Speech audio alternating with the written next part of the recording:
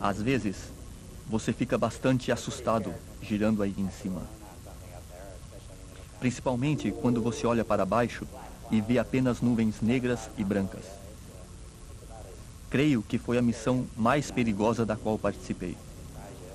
É o tipo de missão que exige o máximo de cada um.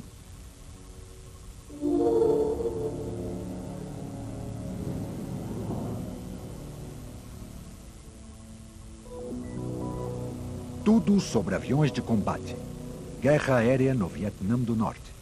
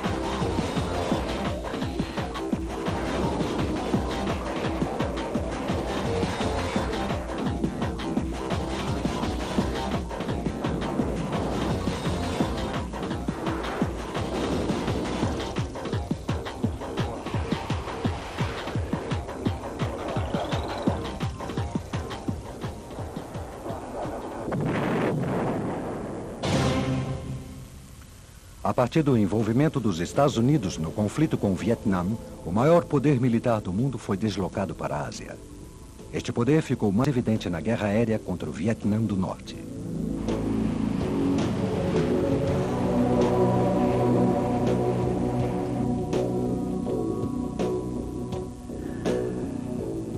No início, o objetivo dos bombardeios contra o norte era o de cortar o abastecimento aos rebeldes do Vietnã do Sul.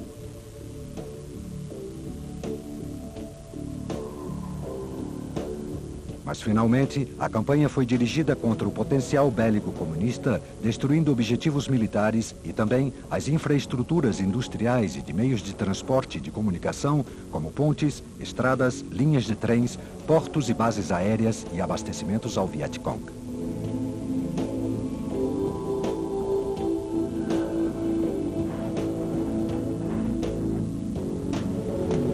Na guerra contra o Vietnã do Norte, intervieram principalmente os caças-bombardeiros F-105 Thunder Chief e o F-4 Phantom. Os grandes bombardeiros B-52 Stratofortress lançaram milhares de toneladas de explosivos contra o Vietnã do Norte. A Marinha norte-americana e os Marines tiveram um papel determinante na campanha aérea, realizando operações desde os porta-aviões ao sul do Mar da China e das bases no Vietnã do Sul. Aviões como o F-4 Phantom, o F-8 Crusader, o A-4 Skyhawk, o A-6 Intruder e o A-7 Corsair realizaram intermitentes operações numa campanha que durou 8 anos contra uma das mais poderosas defesas aéreas do mundo.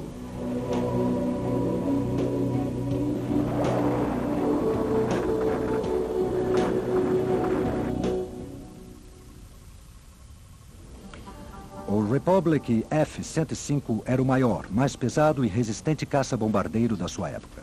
Desenhado como um bombardeiro nuclear tático, o F-105 aguentou toda a campanha norte-americana sobre o Vietnã do Norte. Mais conhecido como THUB, este enorme caça entrou em ação em 1965. Durante os 3 primeiros anos de operações contra o Norte, foi, estatisticamente, o avião de combate mais importante a serviço da Força Aérea Americana no Sudeste Asiático. Realizando operações desde as bases de Korat e de Tak Ly, na Tailândia, os Thunder Chief combateram sem parar. Ainda que pudessem disparar mísseis Bullpup ar-superfície, sua principal missão foi a de lançar bombas de queda livre contra o Vietnã do Norte. Cada avião levava uma carga de 350 quilos e 2 cisternas de reserva.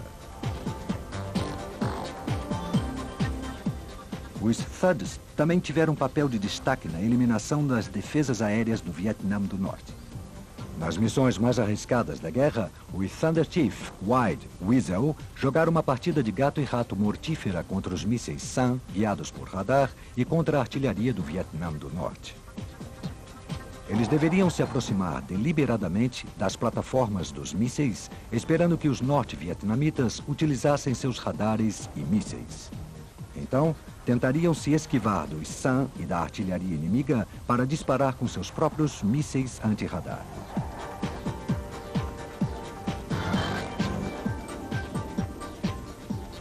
A metade dos 830 F-105 foi destruída e a maioria foi vítima do fogo antiaéreo. Porém, sua contribuição na campanha aérea foi imensa.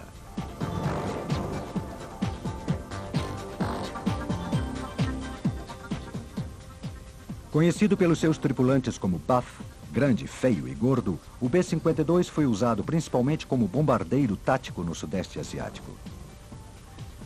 Desde 1957, o B-52 tinha sido o principal bombardeiro nuclear de longo alcance do Comando Estratégico do Ar, sendo que no Vietnã foi utilizado como bombardeiro convencional.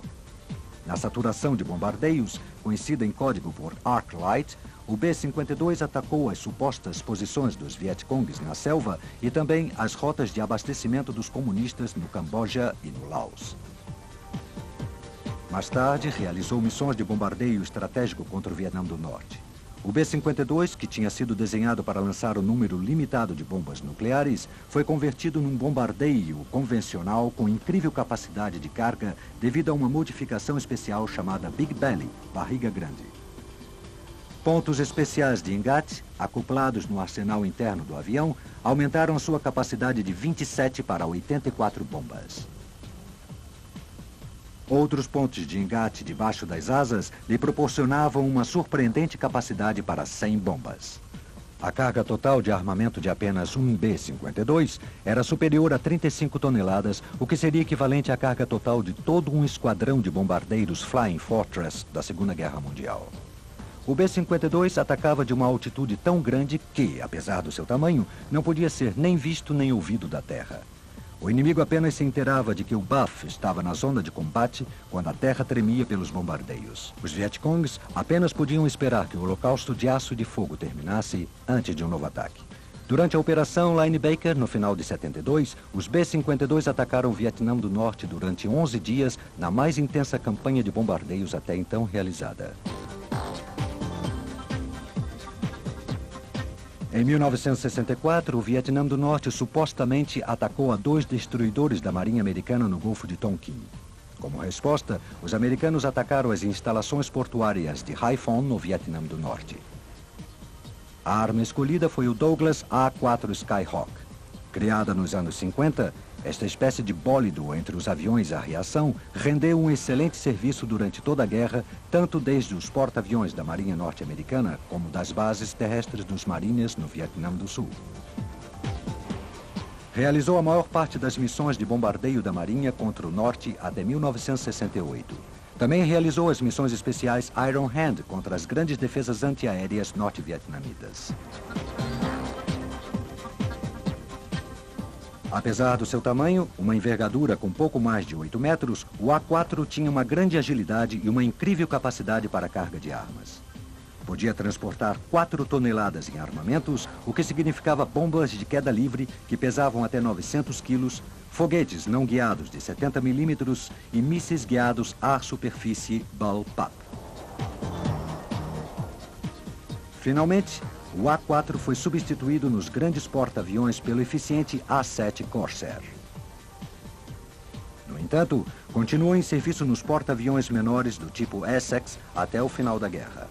Como consequência da sua longa e exaustiva carreira no Exército, o A-4 sofreu mais perdas do que qualquer outro avião. Os Skyhawk representaram 37% das perdas da Marinha Norte-Americana na Guerra do Vietnã.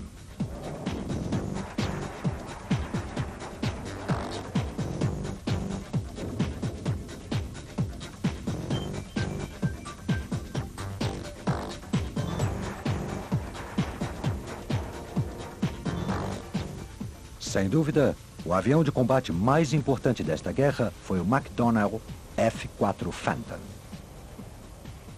Este grande e poderoso biplace, em muitas ocasiões, entrou em combate com os 3 corpos do Exército, a Armada, a Infantaria da Marinha e as Forças Aéreas, em operações realizadas desde as bases terrestres do Vietnã do Sul e da Tailândia.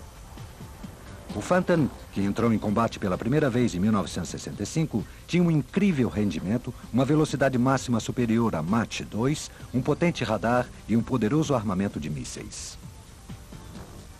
Tinha 3 funções principais: intercepção, bombardeio e reconhecimento.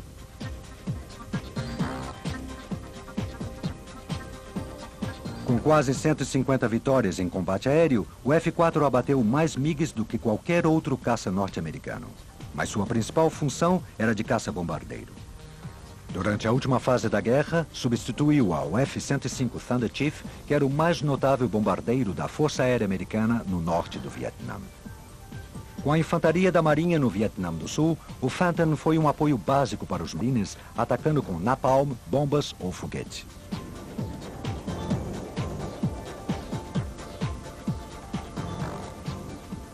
A chave do segredo para o sucesso do Phantom está na sua versatilidade e poder de inovação.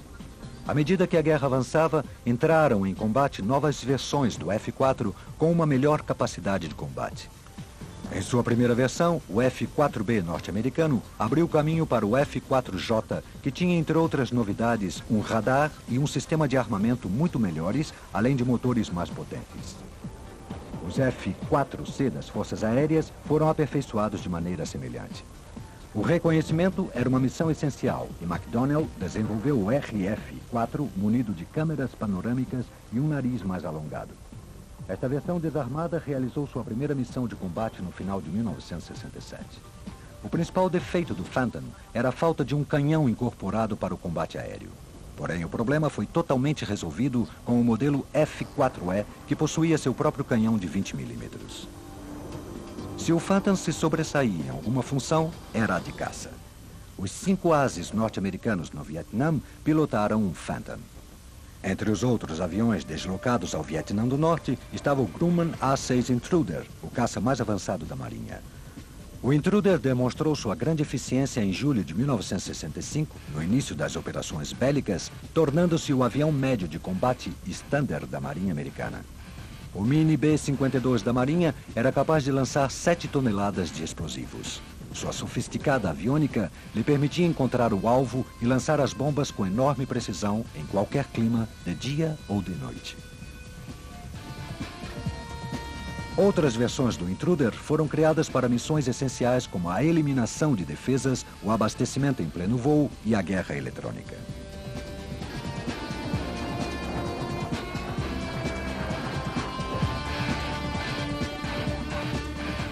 Os A-7 Corsair foram usados pelas Forças Aéreas e pela Armada Norte-Americana como um avião de combate ligeiro. Substituindo o A-4 Skyhawk no final de 1967, o A-7 era mais rápido e levava quase 7 toneladas em armamento. O Corsair foi indispensável nas missões de destruição das defesas Iron Hand. Conseguir dados sobre a força militar norte-vietnamita era uma missão altamente perigosa. O ultra-rápido McDonnell RF-101 Voodoo teve um papel importante no reconhecimento tático na primeira metade da guerra. Nas palavras de um de seus pilotos, este monoplace voava sozinho, sem armas e sem medo, realizando fotografias com seu leque de câmeras panorâmicas e oblíquas. Porém, o preço foi muito caro. Muitos Voodoos foram abatidos. Em 1970, o Voodoo abriu caminho para o RF-4C Phantom. Este avião, nos últimos anos da guerra, realizou para a Força Aérea quase todas as missões de reconhecimento. Mas como Voodoo, muitos RF-4C também foram abatidos.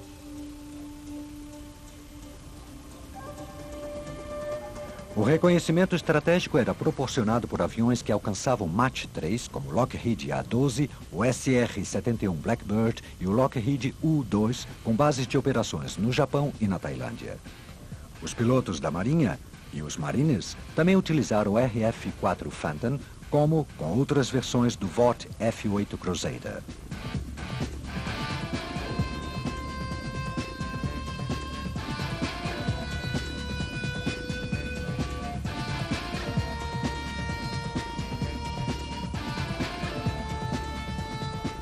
Mas o avião de reconhecimento mais importante era o elegante e eficiente North American RA-5 Vigilante, um dos mais rápidos e pesados jamais vistos sobre um porta-aviões.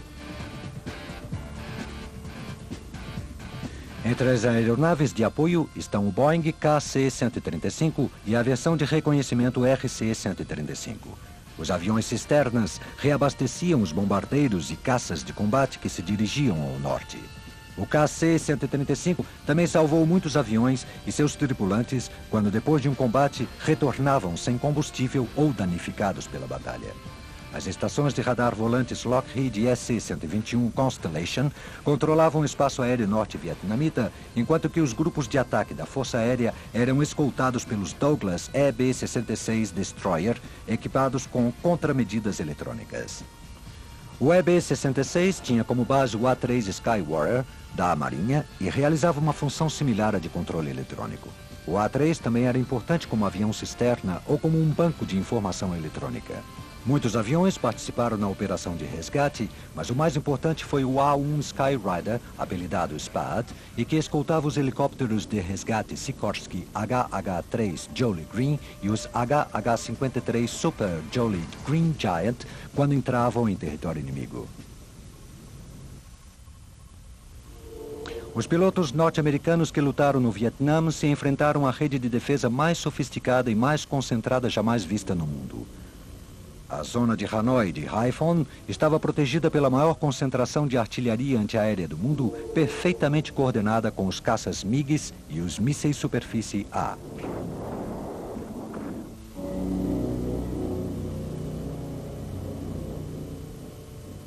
Em 1964, os norte-vietnamitas contavam com menos de 1.000 peças de artilharia para defender todo o país de um ataque aéreo.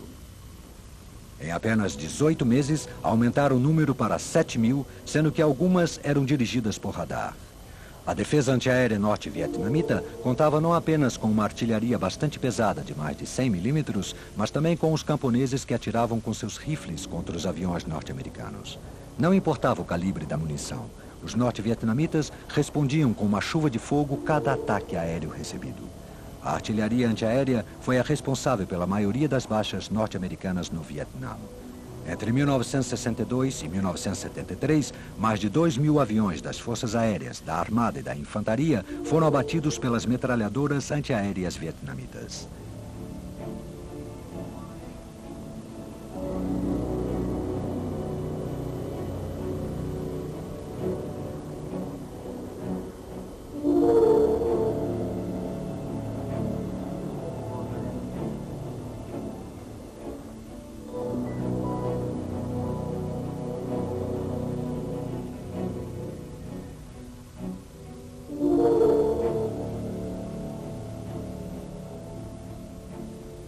Além da artilharia, os mísseis terra-ar representavam uma grande ameaça.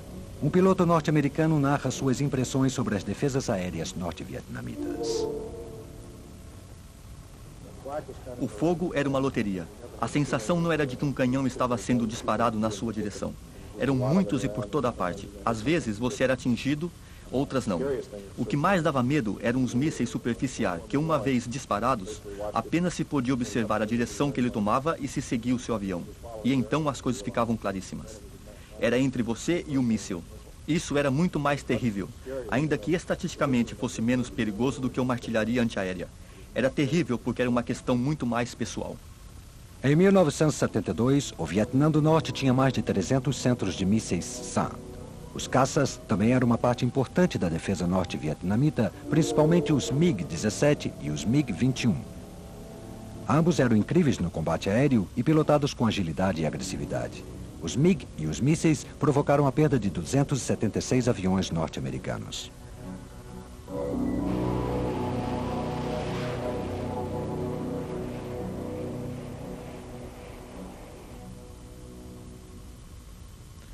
Rolling Thunder foi o nome em código da primeira fase da campanha de bombardeios contra o norte, que durou de 1965 a 1968.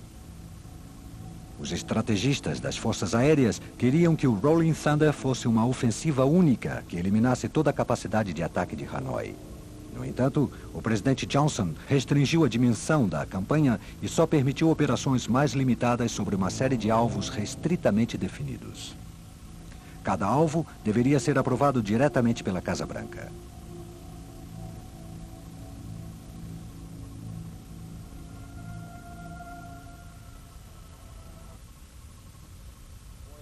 As missões eram realizadas todos os dias. A tensão aumentava quando era anunciada a missão contra um alvo determinado. 30 north, 1060750 east. The target itself is an unserviceable railroad bridge under construction. It is considered to be probably deck type with 3 spans, 280-foot single track. There are 2 concrete piers and 2 concrete abutments that have been complete. Nas bases da Força Aérea, os bombardeiros, os caças e aviões de reconhecimento se preparavam para a missão contra o norte.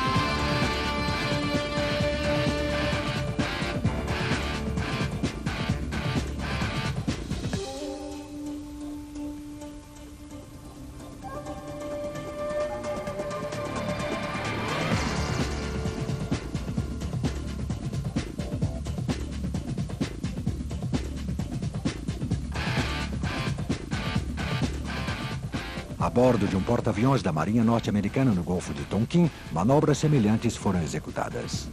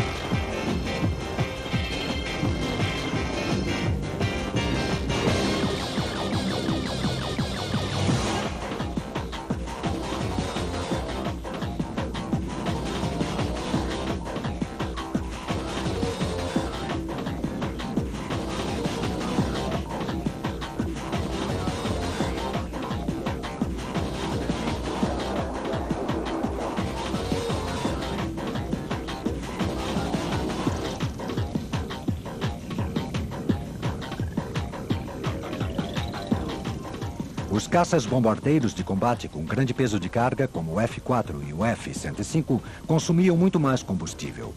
Para aumentar seu tempo de ação, os aviões de combate no Sudeste Asiático recebiam o apoio dos aviões cisterna KC-135 do Comando Estratégico do Ar, que realizaram centenas de milhares de reabastecimento. Os aviões cisterna proporcionavam o combustível suficiente para que os caças pudessem chegar aos seus objetivos, os esperavam depois do combate e reabasteciam seus tanques vazios.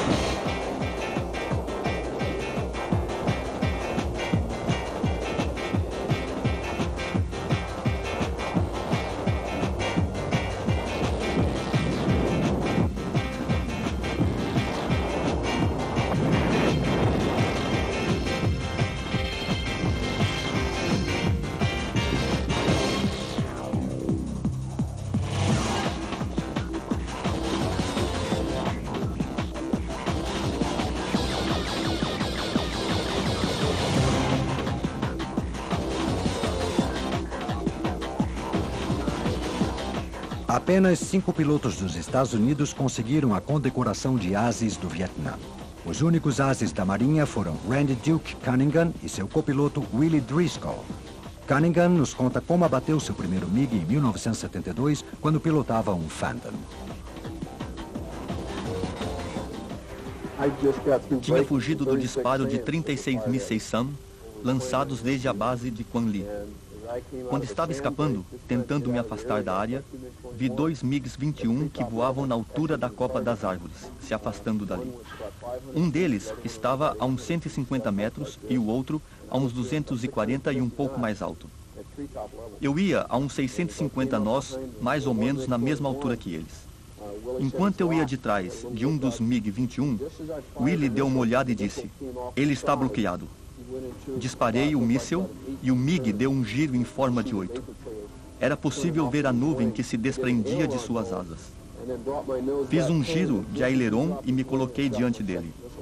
Quando ele estava a ponto de girar, disparei o segundo míssil. Em quase 2 anos, nenhum MiG tinha sido derrubado. Aquilo era um sonho. Minha adrenalina aumentou. Era como se eu tivesse conquistado uma medalha olímpica.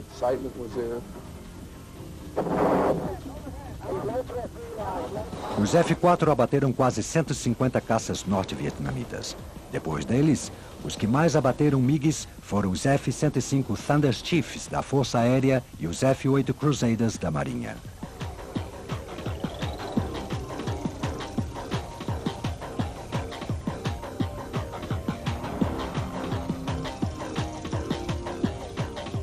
Mas nem tudo estava a favor dos norte-americanos. Os MiGs vietnamitas derrubaram 79 aviões dos Estados Unidos. Ao todo, no combate aéreo, os pilotos norte-americanos derrubaram 250 aviões norte-vietnamitas. A superioridade no treinamento dos pilotos fazia dos caças americanos grandes rivais para os lentos vietnamitas, ainda que com seus MiGs muito mais velozes de fabricação soviética. A proporção de vitórias e de derrotas era menos favorável que a conseguida na guerra contra a Coreia. Como consequência, foi necessária uma mudança radical na preparação dos pilotos para o combate aéreo.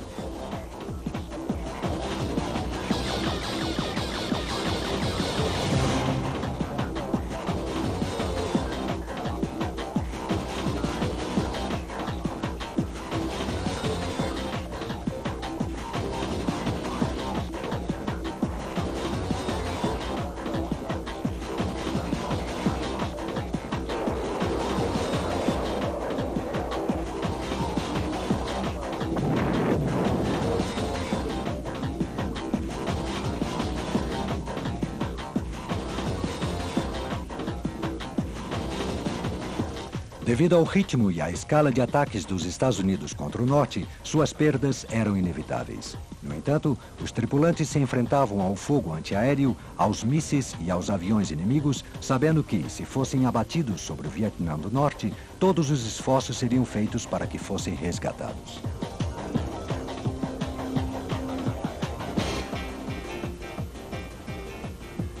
A Força Aérea Americana deslocou esquadrões especiais de resgate para o norte da Tailândia.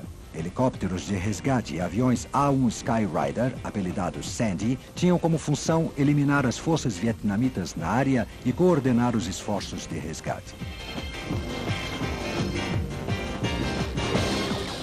Era sempre uma corrida contra o tempo. Ver quem primeiro encontraria a tripulação do avião abatido.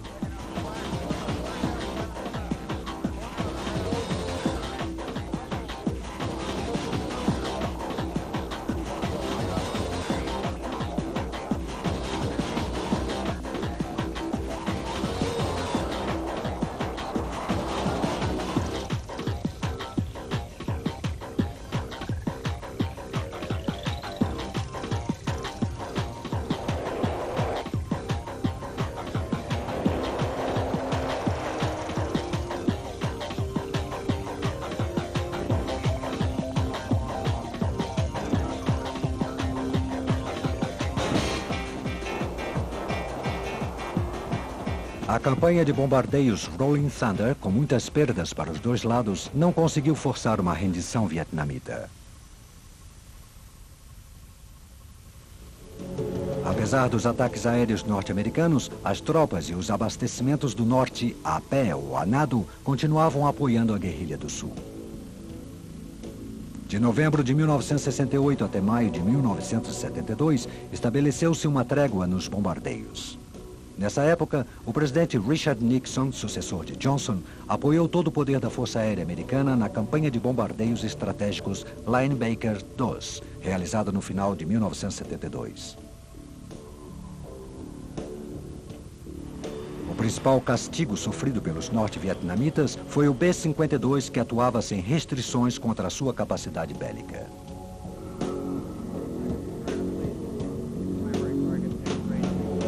No auge da campanha, as bases aéreas de Guam e da Tailândia abrigavam mais de 200 B-52.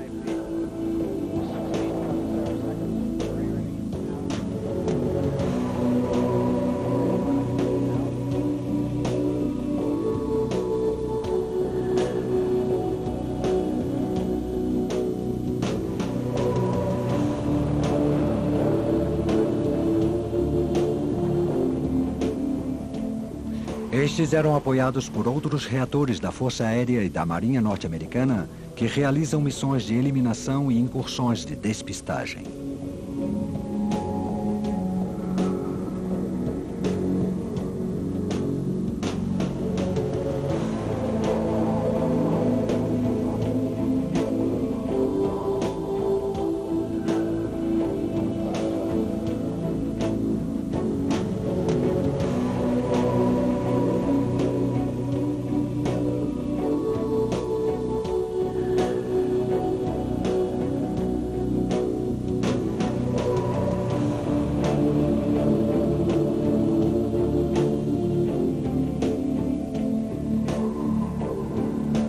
Numa campanha de 11 dias durante o Natal, os B-52 bombardearam Hanoi e Haiphong, visando alvos militares estratégicos localizados em áreas bastante povoadas.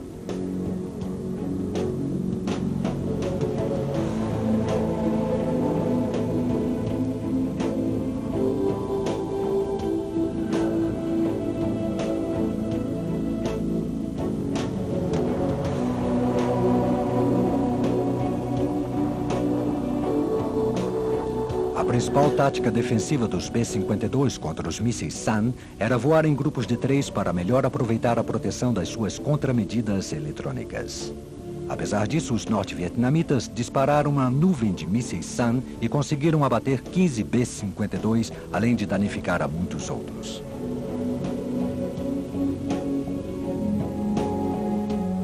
No entanto, os ataques dos B-52 destruíram a maioria das reservas de petróleo e a capacidade geradora de energia dos norte-vietnamitas.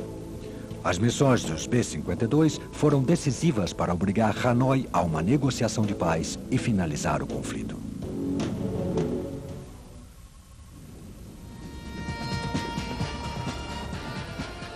Na guerra contra o Vietnã do Norte, os pilotos americanos se enfrentaram à defesa antiaérea mais forte da guerra moderna. Durante a maior parte da guerra, os pilotos foram limitados por leis restritivas, uma decisão política que custou a vida de muitos norte-americanos, mas que lograram deixar o Vietnã do Norte à beira da ruína numa última campanha de grandes proporções.